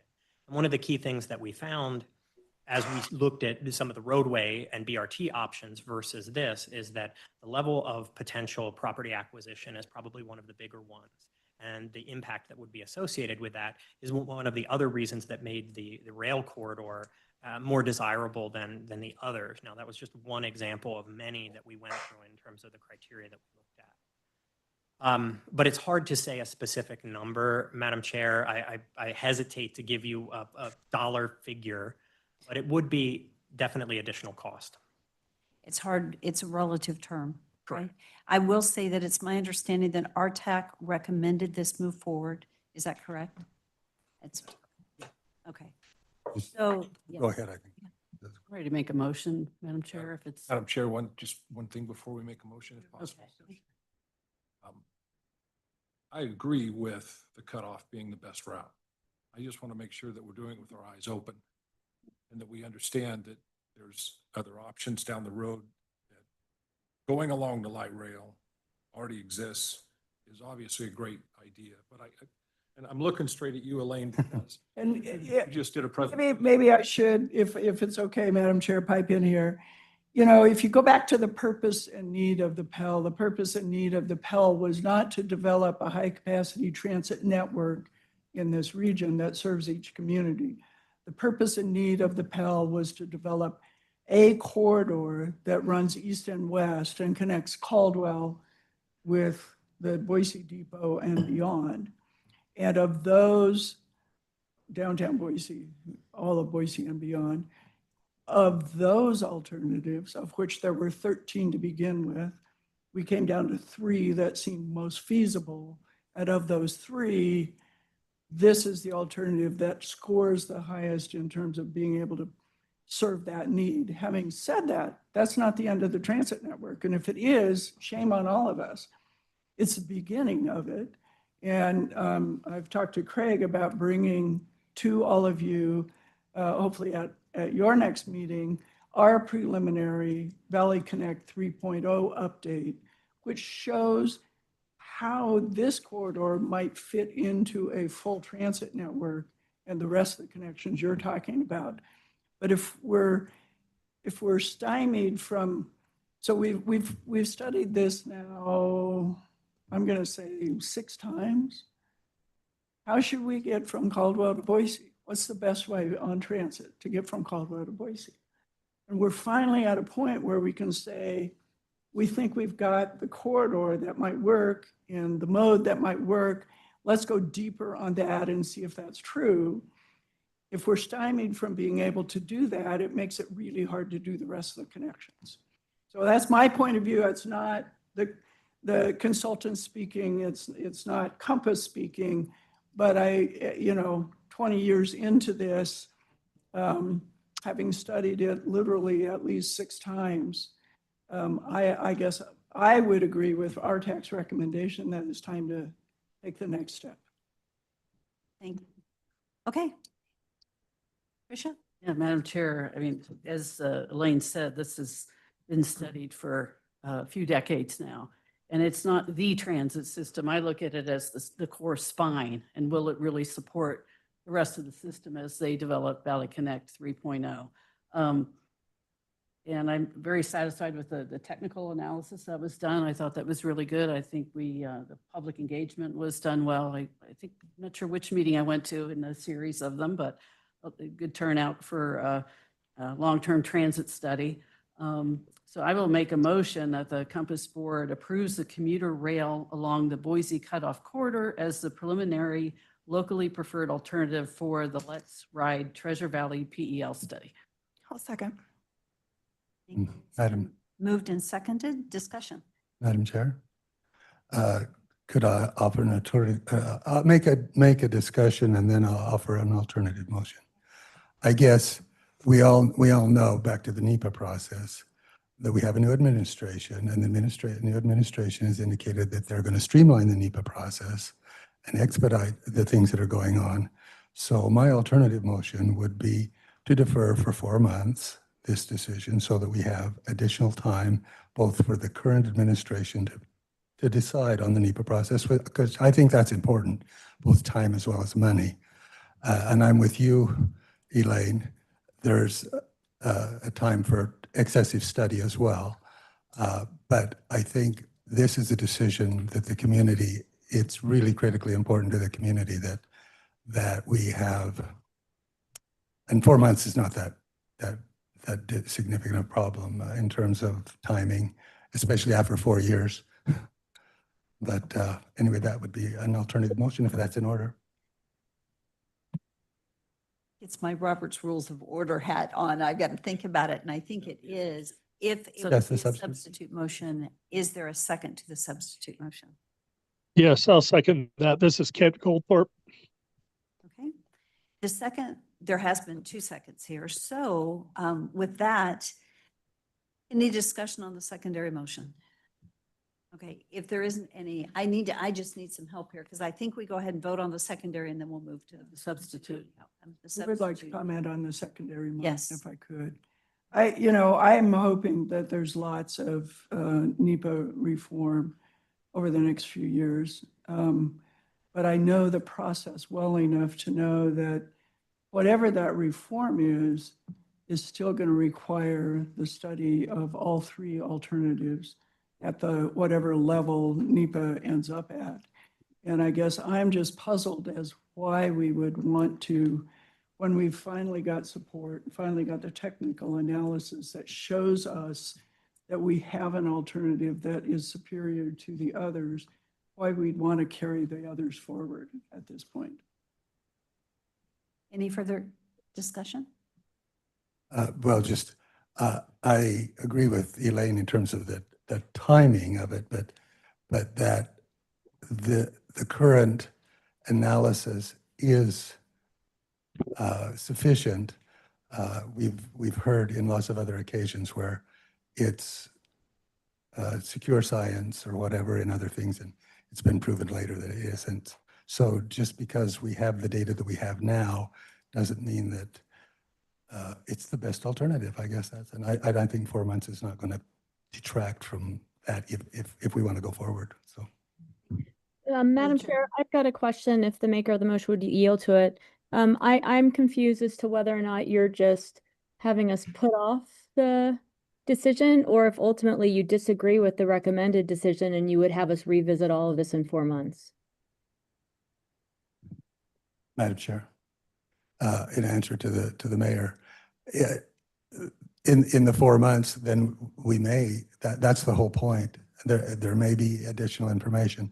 One of the most frustrating parts, I'm things sorry. that What are you directing staff to come up with additional information? I'm confused by the 4 months versus perhaps a motion. I'm trying to understand what you're trying to get at. If you're wanting a different result, why push it down 4 months? well, I would reverse the question back to you then. If that's the case, then what's the problem with 4 months? If in fact there's going to be no changes or no possibilities for additional information, or then what's the problem for waiting for 4 months? Well, I didn't make the motion. Madam Chair, what additional information are you looking for? Is part of this motion directing staff to get additional information?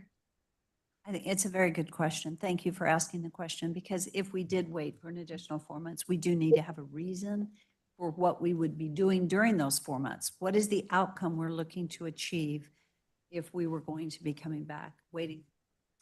Yes. Madam Chair, I have a question. Even waiting is a decision that has a cost. So what would be the cost to VRT with consultant help of adding 4 months to their schedule? It's a very good question. I was thinking the same thing. What is the cost overall? What is the risk of postponing for another 4 months? Is there a risk, and what is the cost? Well, I would reverse the question back to you then. If that's the case, then what's the problem with 4 months? If in fact there's going to be no changes or no possibilities for additional information, or then what's the problem for waiting for 4 months? Is there Yes, Madam Chair, members of the board, Austin Miller, Principal Planner Planning Team Lead here at Compass. The contract that we do currently have does enable work to go on until December.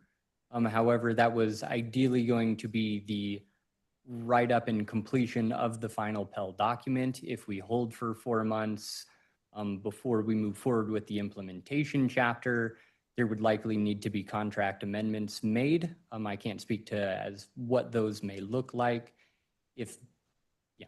I'll leave it at that. Thank you. Thank you. So with that, I guess we don't have yet the clarity of what would be wanting to achieve in the next 4 months. And I am ready to maybe move to. Madam Chair. Go ahead. I just want to reiterate that approving a preliminary alternative doesn't prohibit future information or change in decision or anything like that. Exactly. Yeah, that's correct. It's one of the things that we were saying before is that we don't necessarily see a downside to selecting a preliminary preferred at this point. It allows us, there is an upside to it in terms of it allows us to examine the implementation of the rail corridor more specifically than others. And again, just moving into that next phase of NEPA, you can then focus in on what your preferred corridor would be.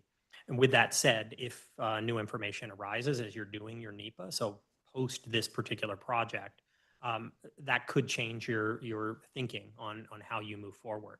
But at this point in time, we feel confident in the materials and information that we've put together in terms of making this recommendation.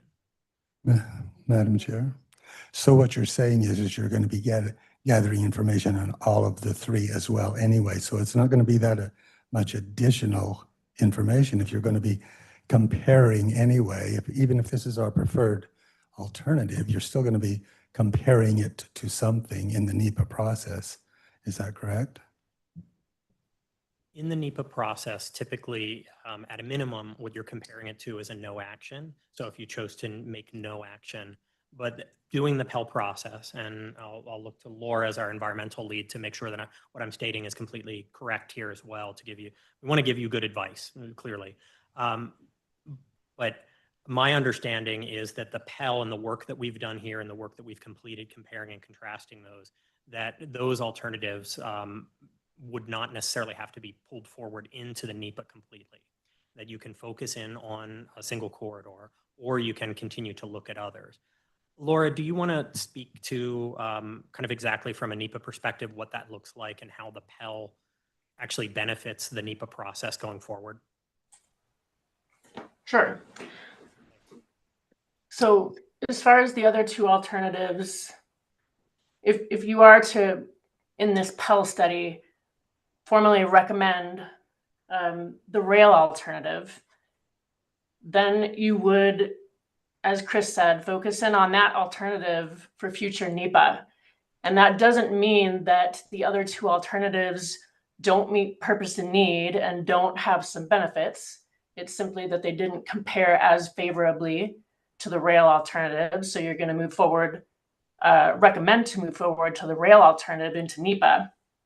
During NEPA, if you were to discover something as you're evaluating that rail alternative that might change that comparison between the three, you could revisit one or both of those other alternatives. So it's sort of a level of examination. And if you felt the need to bring those back, if new information presented itself, you could. But the federal government at this point, by completing the Pell, would allow you to set aside those alternatives and not examine them further within NEPA. Laura, is that fair? Yeah, I agree with that. So there's an advantage and both a cost advantage and a time advantage to doing that, which is really the purpose of the Pell in the first place. So if there's no further discussion and questions, I think we're going to call for the vote on the substitute motion. The substitute motion was to go ahead and wait for 4 months. Hopefully I've stated this correctly because I didn't write the motion down, but you can correct me if I'm wrong, to pause for 4 months and visit this. In the meantime, do additional research. So that would be the motion, excuse me. If I could just clarify, I think staff would probably need some guidance as to what that additional research would be, because at this point, the only remaining phase really in the contract is the analysis, the sort sort of the development of what an implementation of this preliminary preferred local alternative would look like, and then the rolling all of that into the full summary Pell document to bring back to the board. At this stage, it would be at the February meeting. So the question is, if we're seeking additional information, what that would be, so that we would be able to conduct that and provide that to the board. Madam Chair, so he explained it exactly the way I was talking about. Staff getting additional information, look at all the alternatives, and come back in 4 months with a recommendation comparing all the three of them. Again, that's you explained it exactly the way I was anticipating it. So I think as there's a question, I think the question is, what would they do different than what they've already done? That would be the question, because I think I'm seeing some puzzle on saying, Well, what would we do differently than what they've already done? the way I understood what they described is that is exactly what they're going to do. They're going to come back to us with a proposal viewing this as the preferred alternative, but in relation to the other two as well. They're going to be secondarily reviewed, but they're going to be reviewed and then the final recommendation. This is not the final recommendation, correct? Madam Chair, members of the board, that is correct. This is providing staff that direction as we complete the Pell document and prepare the final document and the associated resolution for you all in your February board meeting. Madam Chair, so another question. So then what you're doing is in that final document, even though if we agree that this is the preliminary preferred alternative, you're still going to, in your presentation, your final presentation, analyze all three, focusing on this as the preferred alternative, but in your presentation saying, verifying this is the preferred alternative. Am I misunderstanding what he said and what you said? Madam Chair, members of the board, I'm not entirely sure. So just so I can restate what my intention would be and what we've done to this point. So throughout the Pell process, that technical analysis as well as the public input has been what we've done to this point, and both have pointed to commuter rail on the Boise cutoff as the preliminary locally preferred alternative for the region. That was why we felt comfortable presenting it to you all today, as well as that was what the RTAC recommendation was. All three of the alternatives were analyzed in the similar comparable manner to each other to get to that conclusion. So at the end of the document, all of that will just be formalized in the document, not necessarily any different analysis than what we have done up to this point. Madam Chair. So if that's, excuse me, if that's the case, this is not a preliminary decision, it is a decision. Because it's not a preliminary decision unless you still have everything on the table waiting to come back to us after our preliminary alternative is recommendation this as our primary preliminary alternative, but the other two are still on the table. Otherwise, we're making the decision today as this is our primary alternative. Otherwise, there's no point in doing your report, additional report, it seems to me. I mean, all I'm asking is for redoing what you're doing now and thinking about all of them together before you give us that final report, which you're going to give anyway, and then we make the final decision. Because, correct me if I'm wrong, we still have the alternative, even when you come back with that final report, of saying, no, we don't want this alternative, we want another one. Is that correct? Madam Chair, members of the board, as a point of clarification, even in the February meeting, this alternative will be the preliminary locally preferred alternative, as locally preferred alternative is a formal NEPA term that would come in a future step in the process and is not what would be formalized through this Pell doc. So we still have the decision to make, so you're still considering, I guess I don't understand what additional clarification we need to make in terms of your report, because it seems to me that that is what you're doing anyway. This is just preliminary. Everything's still on the table until we make our final, make our final decision. I don't understand that. I don't understand the confusion. I'd like to defer to Craig to speak to. Thank you, Madam Chair and Commissioner. I'll attempt to answer that as best I can. So the identification today of a preliminary preferred local alternative allows the consultant team to develop the final document to bring, without any additional analysis. There's no, at this point in the process, there's no additional analysis done. There's no new number crunching that would really be a part of the development of the final report. It's just the development of the final report to bring forward to the board for the board's formal adoption of what is still a preliminary preferred local alternative, because it goes to NEPA. I mean, at some point, assuming funding and a plan for that advances, and it eventually goes into the NEPA process, and this accelerates that process. But it doesn't preclude anything in the NEPA process. It does allow us to complete the report. And so what I was trying to get at with my sort of my previous follow-up question was whether there's additional analysis that the board would be seeking if the decision on the preliminary preferred, sorry everyone, but it's a convoluted term, but it's NEPA. So or it's environmental process. It just kind of comes with the territory. But it's the preliminary preferred local alternative. There's no structure in our existing path that we're on right now whereby that would change if this were to come in a couple of months or in 4 months, as opposed to now. It would just be the completed report, and we would be able to develop that completed report already referring to this in the report language as the preferred alternative. And I'll admit, this was my push. I'll own that.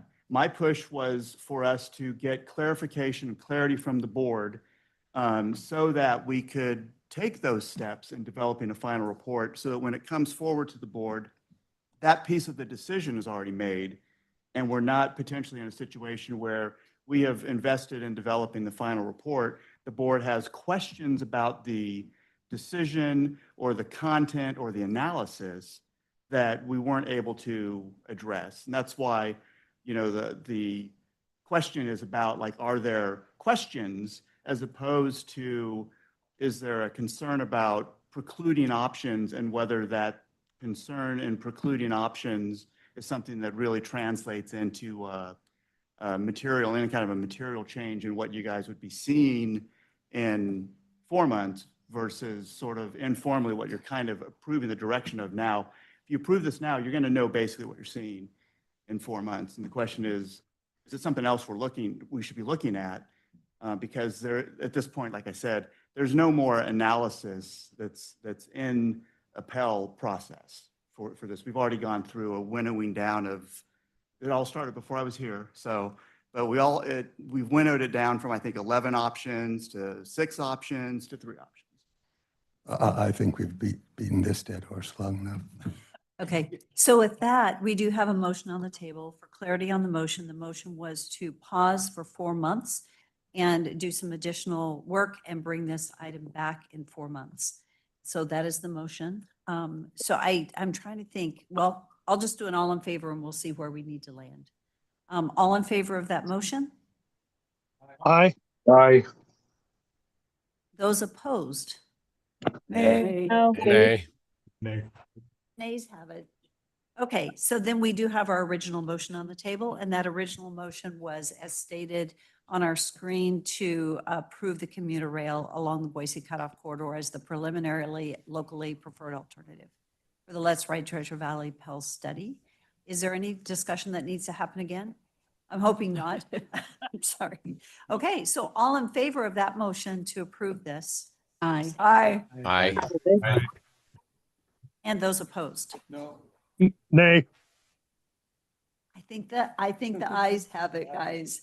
Thank you, okay. So motion approved. I will say very good discussion. Thank you for your willingness to speak out.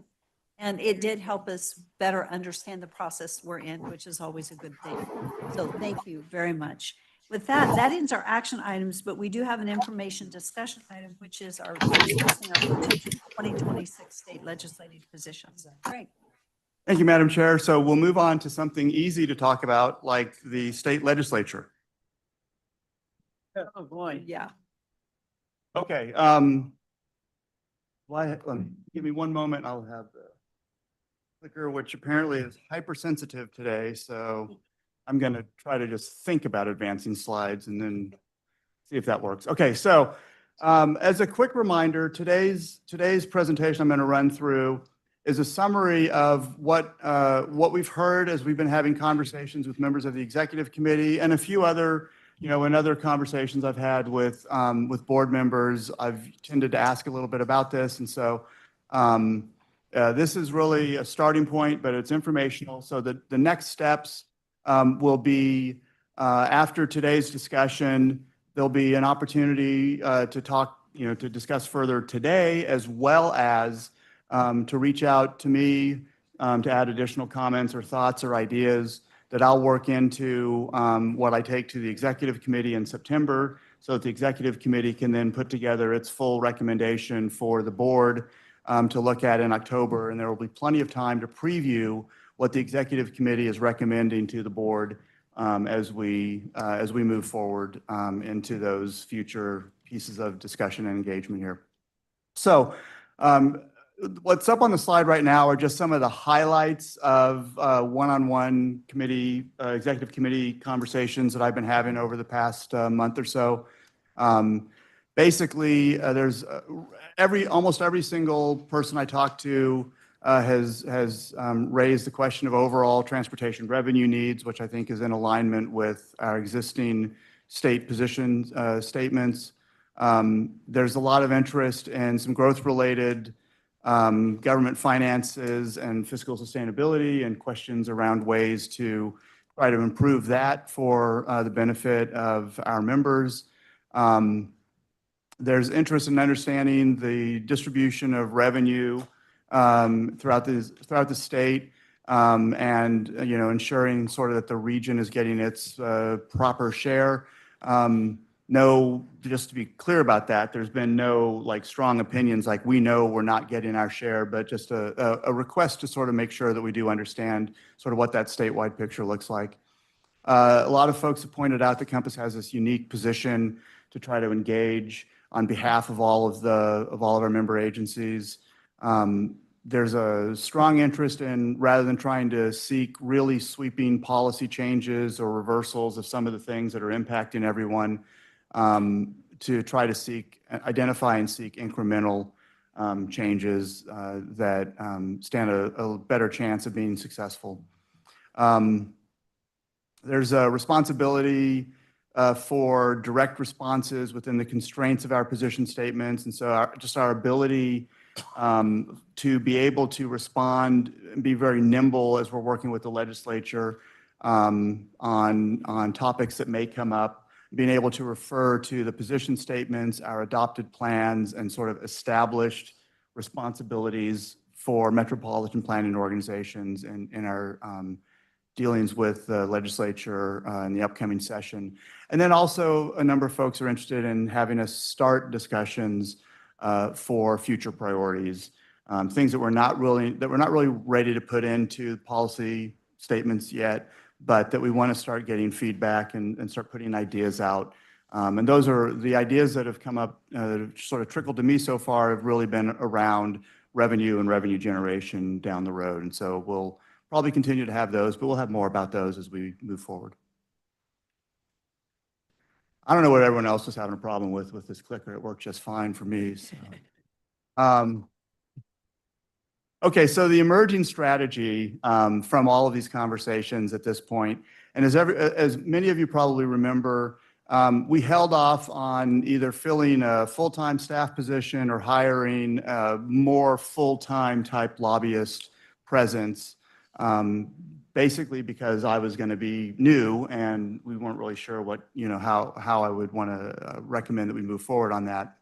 So based on the conversations, strongly now, in fact, we've put it into the UPWP amendment that you passed today, as well as the new UPWP and budget for next year, is to proceed with a procurement to hire a government affairs consultant, essentially a lobbyist who will represent us at the state level, and to a lesser extent, hopefully be able to open some doors at the delegation level with us, at the federal delegation level, to get us in some of the conversations there as well. There's an interest in having what we're tentatively referring to, and the name could easily change, but a regional legislative summit sometime in the fall. It's sponsored by us, hosted by us, inviting the entire Treasure Valley legislative delegation. And it would really focus on, first identifying and sharing the position statements that the board has adopted and what those incremental proposals and initiatives to try to implement some of those and move some of those forward might be. Then the next is to bring back legislative reception that Compass used to host in the early days of the state legislature, but have ours be one that brings in other statewide MPOs, the other MPOs in the state, so that we are able to present sort of a bigger, broader statewide picture as opposed to something that's just focused on the Compass area.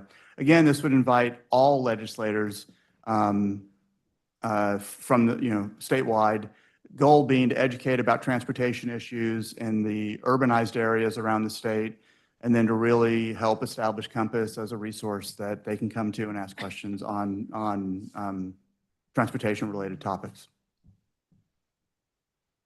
So the position statements, I did not hear any substantial interest in changing or modifying the existing 2025 position statements. So just as a reminder, we have some statements, and I think it was sent out as a link Friday afternoon, so you can see them again. And again, we're not voting on anything today, so it's just inviting further feedback from the full board at this point. But we have position statements relating to transportation revenue, to growth, and then a sort of a catch-all for state transportation policies as well. There's been a number of you that suggested that we consider a position statement that somehow connects housing development to transportation performance, cost efficiency, existing infrastructure. And so I've got some proposed language on that. Again, not taking action today. And I do want to emphasize that that's not trying to have anything that would give Compass a role in local governments, land development, decision-making authority, or anything like that.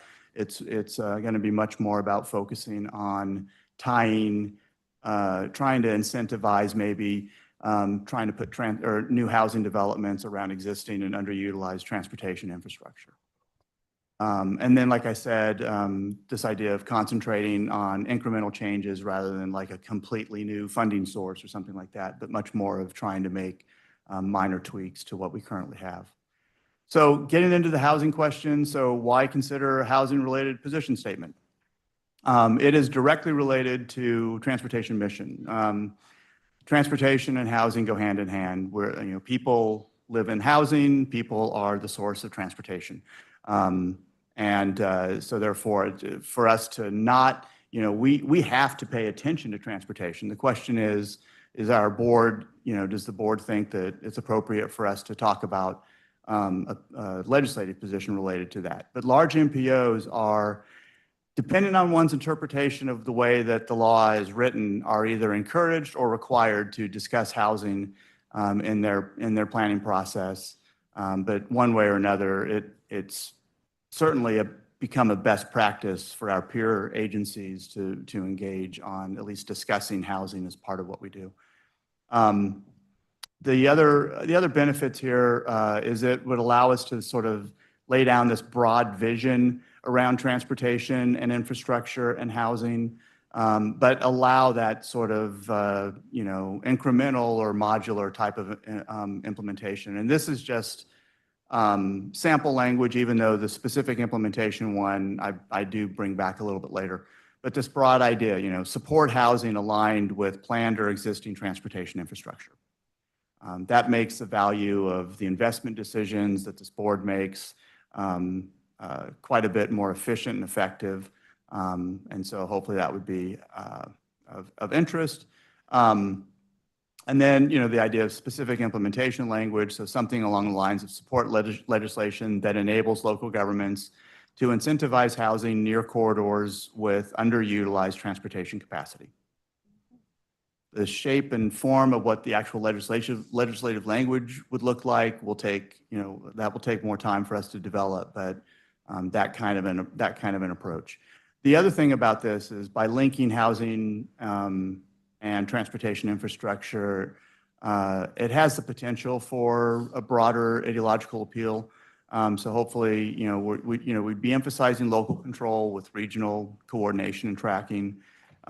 We'd be emphasizing infrastructure efficiency, and so trying to reduce long-term expansion costs, or at least manage those long-term expansion costs, or, you know, spread that term out over a longer period of time. If you can, you know, if we can take something with good land use decisions, we can take a spending requirement that might be necessary in, we think right now might be necessary in 10 years and make that 15 years out. That's beneficial for transportation for the region as a whole, and it lets us better plan and prepare for those investments when they come up. And then it supports market-based solutions. So this idea of, you know, incentives that, you know, could be related to streamlining some types of zoning reforms, things like that. Again, no specifics identified yet. Those conversations still need to happen, but we want to make sure that we're opening the right door here. So this one is just draft language. It's not etched in stone or anything, and I've got each one of the sentences broken out as its own standalone bullet point, but it would all pull together into a paragraph, much like what we currently have in our existing position statements. So I'll just read through them. Compass supports state policies that enhance regional and local efforts to align housing availability with transportation investments and infrastructure planning. Policies that promote a range of housing options, particularly in areas with existing or planned transportation infrastructure, can help improve regional mobility, economic opportunity, and infrastructure efficiency. Compass encourages legislation that supports local flexibility, market-driven solutions, and voluntary tools to improve housing outcomes that are coordinated with transportation systems. I can pause for comment, or I can just get through it and then see if anyone has any feedback. I'm looking around the table. I'm going to get through it. There we go. So, and then assuming we go with something like that, then the topics for incremental proposals. So these were on slides that we shared on Friday, and I'll just note, like I said, I'm inviting further feedback and comment. I've got another one that has since been suggested to me since someone saw these slides and thought, oh, I've got something that we've been working on. And so I'll mix that in for future discussions, and I'll note it here as I go through these. But really this is some ones around growth pays for growth. So allowing that full value of new development to be added to the tax base. So that would really address the 90% limit that a lot of you are dealing with on adding new development to the tax base. It would allow the full value of properties after a TIF, tax increment financing period has completed to be used right now. Apparently that's capped at 80%. Another idea is enhancing counties' ability to use development-related impact fees. We had some discussion at the executive committee and softened this language a little bit. I hadn't captured it quite right, and so it was helpful, but it would still be refined. So when something comes out of executive committee and comes back to this board, that'll be a bit more tightly defined. Some housing-related ones. Actually, I just want to cover this growth, this other growth one that came in. So it was an idea to stabilize the amount of funds that cities receive from an ad valorem tax that highway districts can impose, which right now can be split between, or if it's collected in a county, in a city, in an incorporated city within a county, that amount is supposed to be split 50-50. And then there's an additional smaller ad valorem tax that the highway districts can use themselves. And apparently around the state as well as within our region, some of the budgeting of highway districts, because of the growth rates, they've been able to meet their needs while staying just with that second tax and no longer even utilizing the first tax. And so therefore the incorporated cities aren't seeing the small, relatively small, but still important amounts of funds that had been coming into them. And so the idea would be to do some sort of a fix to that. Probably the preferred alternative is probably, well, let's call it a preferred alternative at this point. But an option might be to do like a one-time reset back to historic levels, and then keep it under the budget cap that is currently imposed. So allow sort of like I said, there's this one-time reset. Then getting back to the housing-related one, you can just see it's the same language, this idea of incentivizing housing near underutilized transportation capacity. And then others to be determined, and the reason for that is that the state's task force is still underway and having really productive discussions, and it's going to be developing recommendations. And from that, there can be some elements that Compass would be able to support as well. As we all know, the broader base of support we can build for things that we're actually going to try to influence, the better we would be, better off we would be. So again, I just went through the timeline moving forward. Basically, this just lays it out. And I think that's the end of the presentation. I don't want to run through it all again, but really what we're looking at this time around would be a much more engaged and active role at the state level, and really keeping our big picture position statements and really trying to focus on the narrow ones that we would hopefully be able to get some traction with and seeing implemented. And that concludes the presentation. Thank you. Any comments or questions?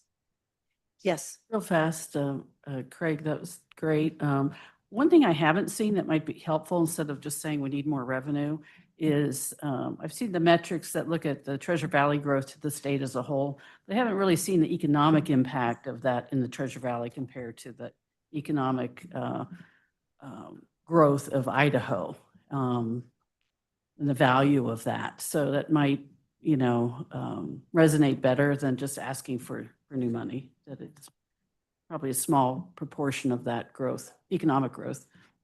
Thank you, Madam Chair. And if I could just quickly respond, I think absolutely. Anytime we're trying to make the case for something, we back it up with information rather than just have it be a want.